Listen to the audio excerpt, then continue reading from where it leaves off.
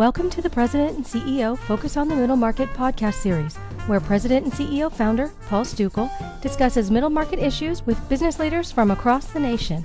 Today, in part 3 of a 3-part series, Paul speaks with Ken Esch, partner of PwC's Private Company Services, about the encouraging results of their second quarter Trendsetter survey of private middle market companies.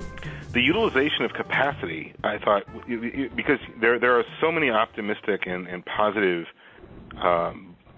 elements to the survey, to the results of the survey, and one of the things that sort of struck me as being a little bit negative was sort of the utilization of capacity, which still seems to me to be quite a bit below kind of really where you want to be optimally. And as I read it anyway, it sounded as if the major issues there are, and this is maybe somewhat counterintuitive, there's the hiring problems, right, the talent gap or whatever you want to call it.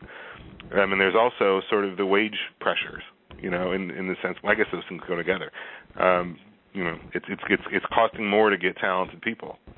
And that seems to be holding back capacity utilization. Am I reading that right? Well, I think that we have seen an increase, in the number of survey participants telling us that wage pressures are a concern. I think that jumped up to 20%, in this most recent survey. So, that's an increasing, concern, out there. I think the biggest is, with respect to capacity, is that we expect to see, improvement, in the business, but there is a bit of a lag time, between when we conduct a survey and we're testing, current capacity versus expected, opportunities.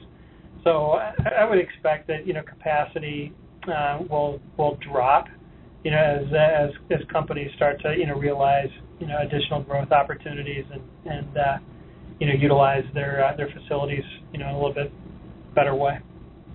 Hey, I mean, I don't think there was much about this in this particular report, but what are you hearing on the M&A side? I mean, is M&A world beginning to heat up a little bit? I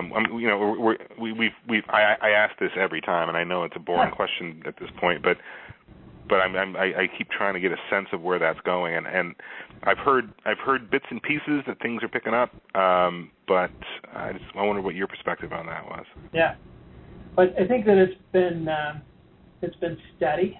That companies are certainly focused on M&A as an inorganic growth strategy, and that's an important part of their overall plans for growth. A number of companies are out there are looking towards strategic alliances, particularly in foreign jurisdictions as opposed to outright M&A type of deals. Anecdotally, I would tell you with clients and what we see in the market that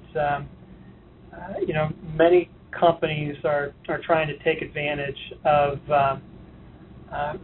high multiples, for acquisitions, as well as, more leverage available, within the market, to fund, quality deals.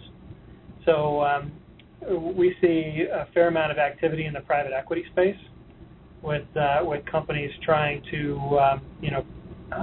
or private equity firms trying to buy additional companies, add on to some of the platform businesses that they currently own, as well as sell businesses as funds reach their